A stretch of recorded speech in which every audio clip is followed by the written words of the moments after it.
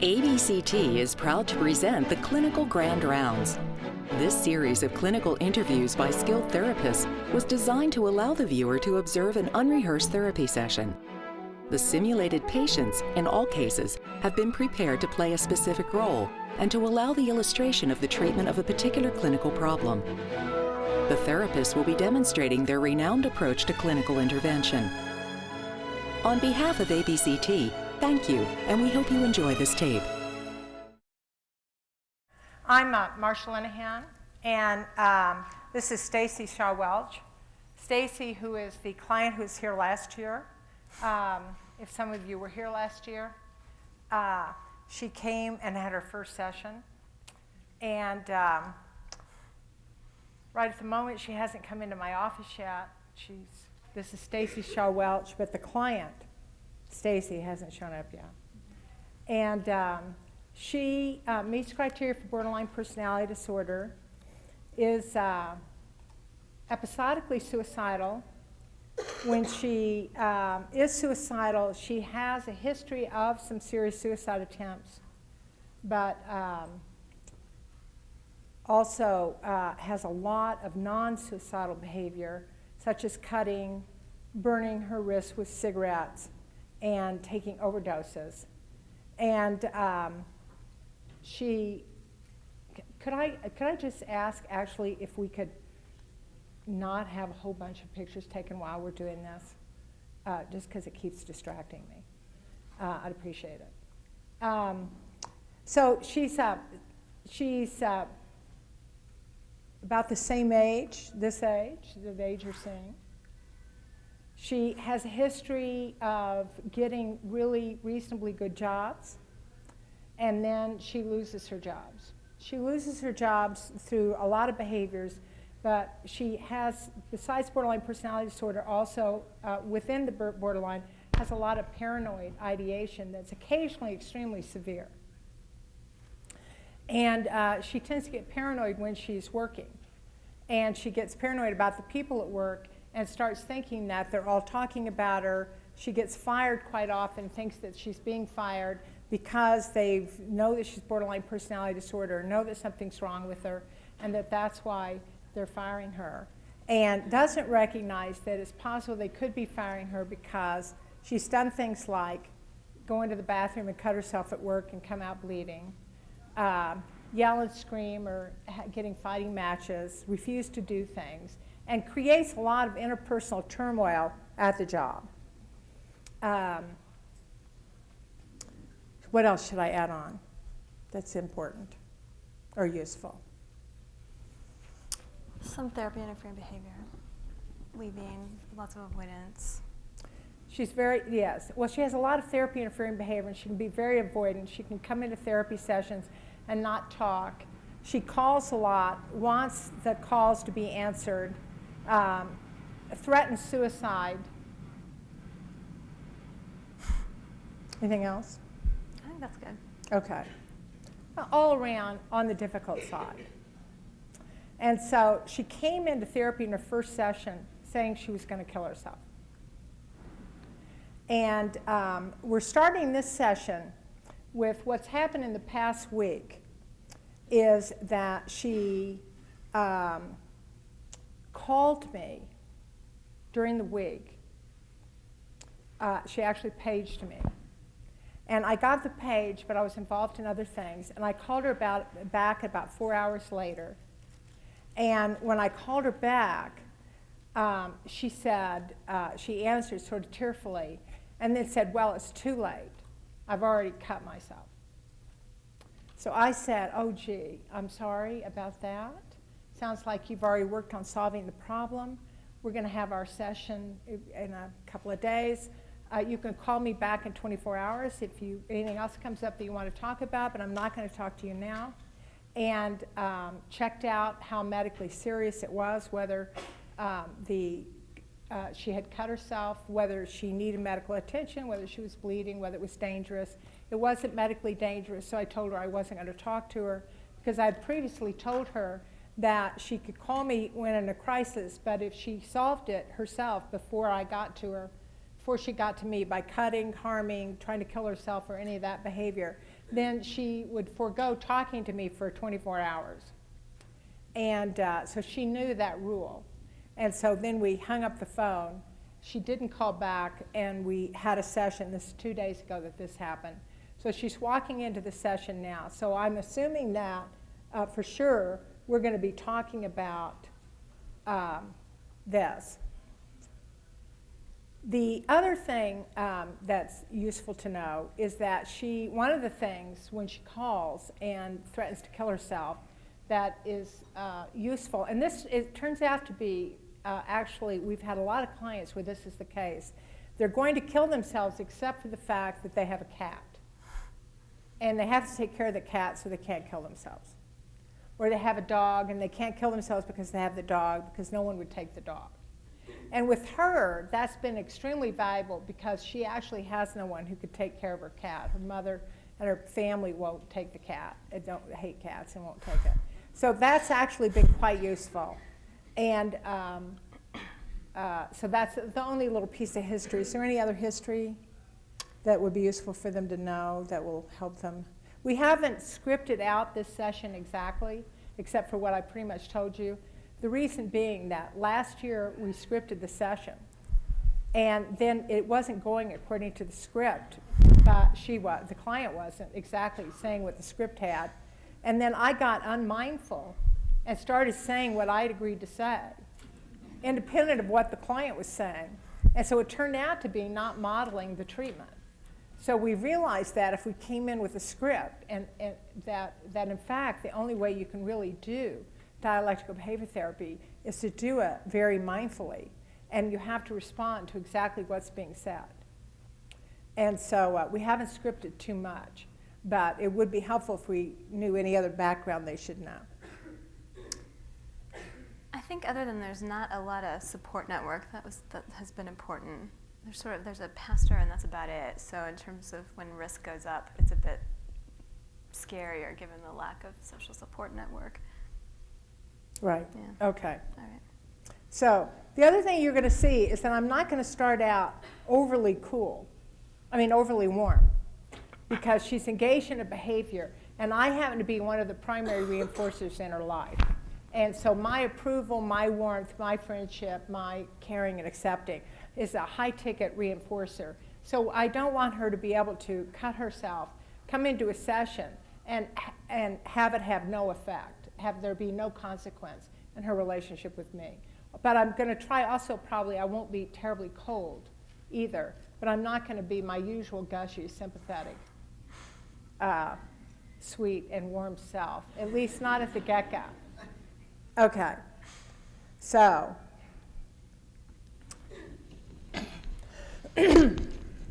Stacy, got your diary card? You want to see the diary card? Yeah. That's the first thing on your mind. Well, did you bring it? Yes, I brought the fucking diary card. Oh, good. Thanks. Let's look at it. Okay, so now, independent of the diary card, I know that you cut yourself during the week. So I know we're going to talk about that. And I can see on here that your suicide ideation was really high on the same day that you cut yourself. So we want to talk about that. Yeah, it's really convenient. We could talk about it now, and not when I actually need help.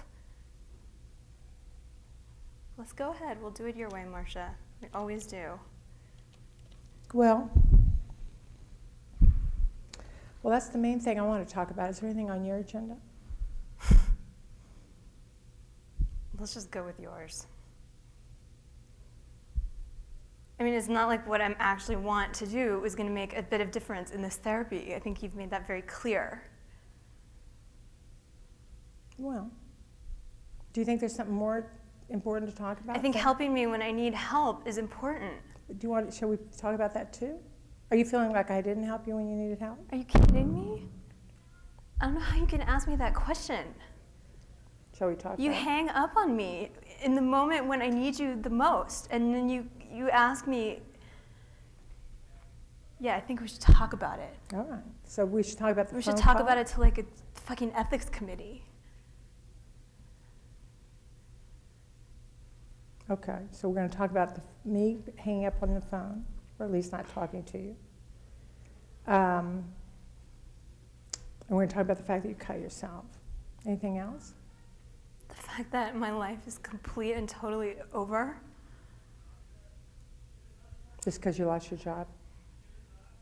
Yeah. So Again. Okay. So we need to talk about the fact that you lost your job and kind of sort of what to do next. And the fact that I hung the phone up. And then we need to talk about how it is that you ended up cutting yourself. Sure. Whatever. Which one you want to talk about first? I don't care.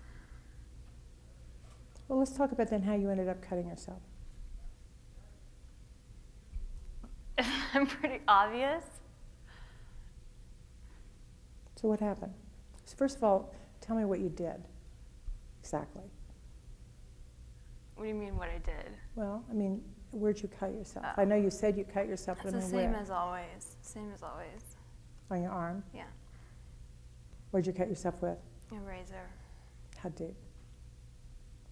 Do you want to see it? Yeah, let me see.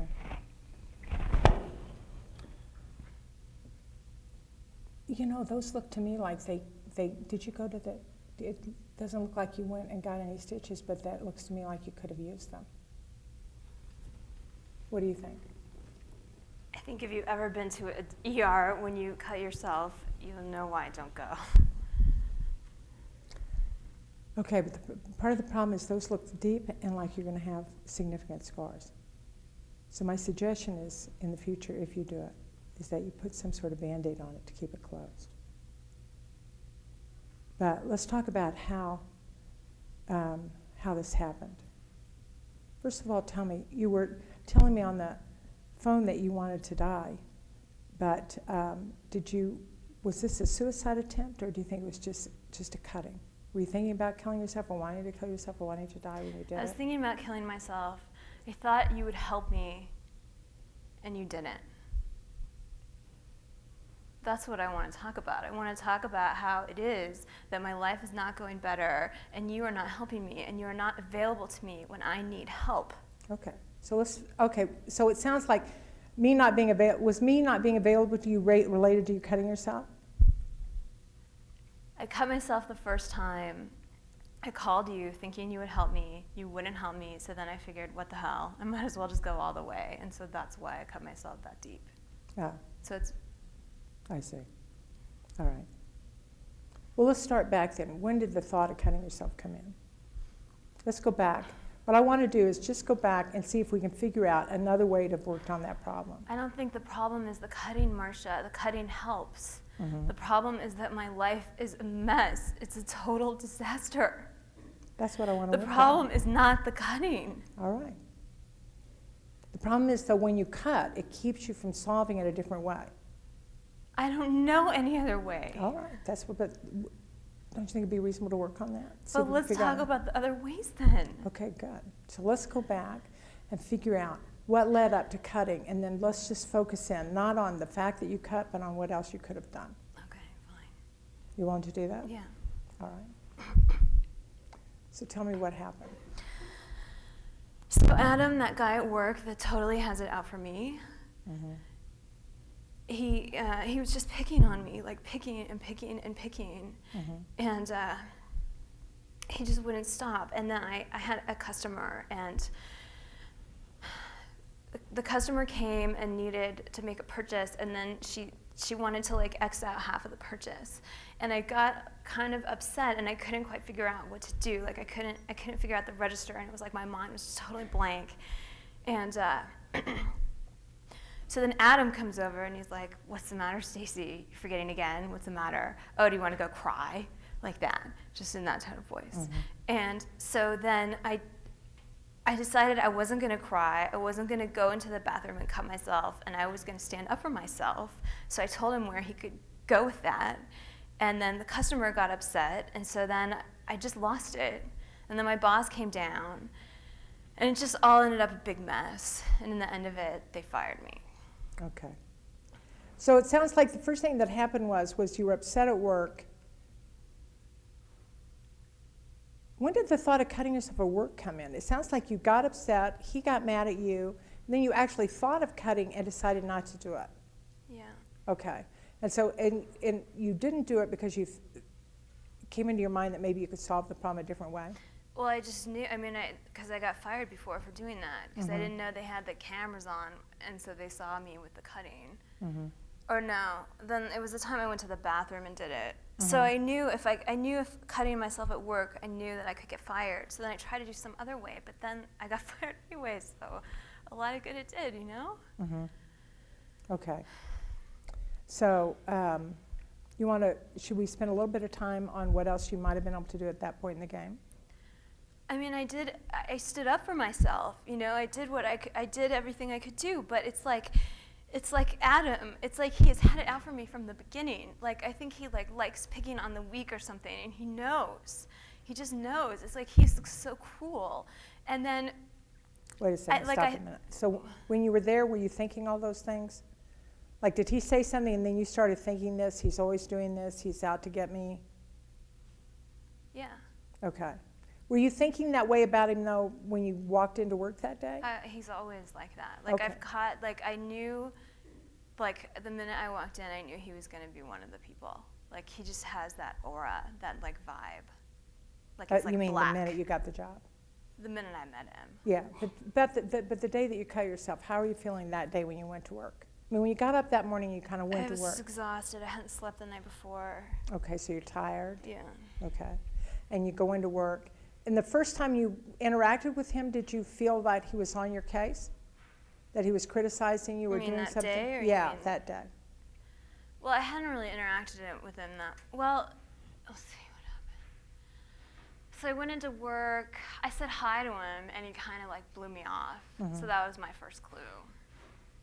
How'd you feel right then? What happened right then? You went into work. When you say blew you off, you said hi. What did he do? Like I said hi. Like I tried to say it in a nice way, and he kind of gave me this little like this little smirk. And then I started thinking about how he was telling everybody things about me, and then I started thinking that like they were looking out for things about me, and just like everybody hated me, just like this always happens. Right. So I was thinking so about it's sort of like you started having this cascade of thoughts that they're out to get me. I mean, it's right. I mean, well, but like. But all these thoughts started going Yeah. through. Okay. But when you started having all these thoughts, I would assume then you started getting more stressed, more anxious, feeling more vulnerable. Wouldn't you? I mean. Okay. All right. So one thing, we're not going to do it right now, but we could go back to is we could work on that. We could work on, is there a way to interact or to feel better about the people that you work with? Right this minute, we're not going to, because you're feeling vulnerable. But the important thing to see is that when you're feeling vulnerable, then the next thing, then other things may be a lot more important later. So do you think you're feeling more vulnerable after you felt that he sort of didn't respond back? Well, I was upset, yeah. Okay. When you say upset, what do you mean? I don't know. I mean, just upset, like dysregulated. All right. What could you have done then? Do you think you could have done anything then to feel better? Not to make them different, but let's just say it was life and death and you wanted to get through that day and make it go better. Do you think there's anything you could have done? Maybe like go home, like just know it wasn't going to be a day that, like just know it was going to be a bad day, and like just go back the next day maybe. You know, I'm kind of forgetting what our history is with that. Haven't we talked in the past about that if you go home, then you get fired for going home? Yeah, we've talked about that. That's what I thought. Right. Okay. So going home is probably not such a good idea. But you go in and you feel vulnerable. Can you think of it? What else could you do? Just for that one moment. Can you think of anything you could do that would have made you feel a little bit more ready to face the day? I could have like gone and taken some deep breaths. I mean, I could have like gone to the bathroom and like tried to breathe and come back. Okay. Okay, so then you get going, and you're moving along, and then do you think that how'd you get so discombobulated when the person wanted you to, X out means to take something off, she's not going to buy Yeah, something. like I had to change, right. Okay, but up until that time, things are going reasonably well, except that you're feeling somewhat vulnerable because you're thinking he doesn't like you. And I was tired. I mean, it's And just you're been really a tired. horrible week, Marsha. Like, it's just been awful. Okay. Like, I'm totally lonely. I don't have any people around me. Mm-hmm. And I mean, I'm working at this job. I'm 29. Like, it's just not going well. It's just Okay. not. I'm not getting better. All right. Were those thoughts going through your mind while you were at work? There was nothing to do, and I was just, yeah. Okay, so you started thinking about all that. Now, so you mean after he sort of blew you off, then you had nothing to do, and you start thinking all this? Yeah, it was a little later in the day. A little later. Okay. Yeah. So does that happen a lot, that you have nothing to do at work? It's like in shifts. I mean, it's like sometimes it's crowded, sometimes it's not. But it's boring. I mean, it's totally boring. Like, I'm a cashier. I know, it is. So, I mean, I think a lot of people have a lot of trouble with jobs when they don't have anything to do. Mm-hmm. I think I remember that we've talked about this. I think that's difficult for most people to have nothing to do. But especially if you have a tendency to ruminate or be depressed, then it's really double difficult. Right, because like it's like if there's not anything else to distract, then all I have to think about is like, you know, where I am in life, and then it's like I can't stop them. Like, right. They're just like so fast. Right. No, I think that's a very legitimate problem, and I think we're going to have to work on trying to figure out a solution to that. I mean, is that like? I mean, how do you do that? Like, do people get? I mean. Oh, I don't. You know, first of all, I've had jobs where I had nothing to do, and it can be very boring. If you have a tendency to be anxious, have trouble, or worry, then you're going to have a lot of problems in those times. So I think most people who have jobs with big stretches and nothing to do, if they're people who've got sort of a tendency to really ruminate or think a lot about problems or have anxiety or depression, it's extremely difficult. So I'm going to say one thing: we have got to solve this for your next job. I mean, we've got to come up with a way to figure out, if you have a job that has lots of sort of dead time, you know, time not to, when you're not doing anything, then we have to figure out a way to have something to do. If I ever get another job. Yeah, well, we're going to work on that next. The good news is, though, you were one of the best people getting jobs I know. So I'm not worried about you actually getting a job. What I'm worried about is us being That's the problem. Like, people, like, when they first meet me, they're like, oh, Stacey, you're so this, you're so that, and blah, blah. And then, like, it's like a month. I mean, this happens over and over and over and over and over. Right. So that's why we want to And it hasn't stopped happening since I started seeing you. And you're, like, supposed to be the world's greatest. Right. Difficult. So I kind of feel like if it's not helping with you, I mean. Well, so that's why we need to really make the very most of this. We need to take this as a really good opportunity, figure out what to do. So one thing we know right now that we've got to work on is something to do when you have nothing to do at work. Because as I think back on your other jobs, that's often been a part of the problem. That you have these long periods when you have nothing to do, which gives your mind a chance to start ruminating. And then the very next thing that happens can be extremely difficult and much more difficult to deal with. So that's one thing. We're going to put that aside for the moment, but you and I need to work on that. You mean because I'm ruminating, then the next thing is worse? Right, exactly. And you're ruminating because you have nothing to do, and so your brain says, let's ruminate. So it just starts thinking. So part of what we need to work on at work is a strategy for dealing with that. We either need a strategy for what to do when you ruminate or a strategy to prevent ruminating, one of the two. And we can talk about both, because there are things you can do to prevent ruminating and there are things you can do when you start ruminating. But given the kinds of jobs you've been getting and probably are going to get for a while, where you tend to have periods with little to do, it seems to me this is essential that we deal with it. But before we deal with that, I still want to get to how you ended up cutting yourself. I told you. I tried to get help from you. You didn't get it.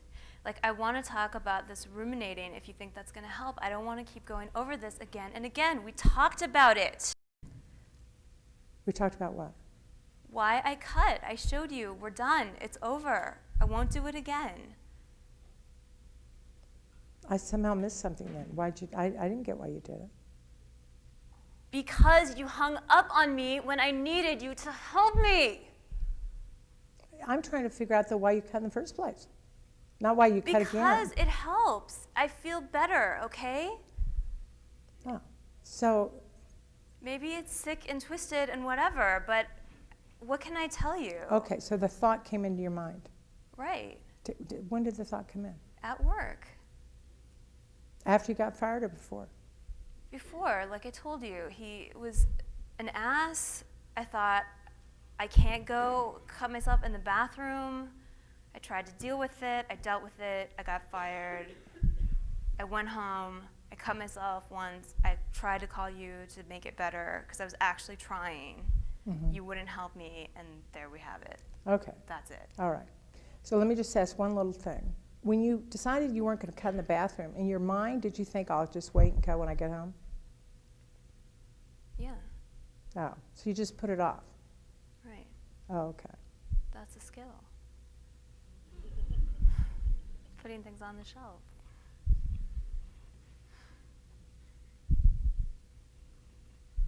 I feel like I really tried, Marcia. I think you I did, really actually. I tried. mean, it sounds like you did. So it seems to me like the little place we need to come up with something new is rather than putting off cutting, we need to figure out a way to say, no, cutting doesn't